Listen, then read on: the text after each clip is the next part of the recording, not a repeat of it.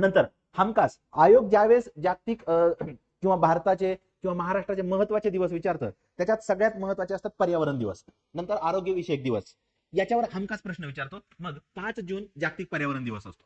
काय आहे 2025 ची थीम? Bit plastic pollution. ठीक आहे, थीम लक्षात ठेवायची. यजमान देश कोणता आहे? होस्ट कंट्री कुठली आहे? तर दक्षिण कोरिया आहे. याच्यापूर्वी 1997 ला सुद्धा दक्षिण कोरिया राहिलेला आहे, म्हणजे दुसऱ्यांदा दक्षिण कोरिया आहे. मग हा जागतिक पर्यावरण दिन आहे कधी सुरू झालाय? 1972 ला स्थापना झालेली आहे.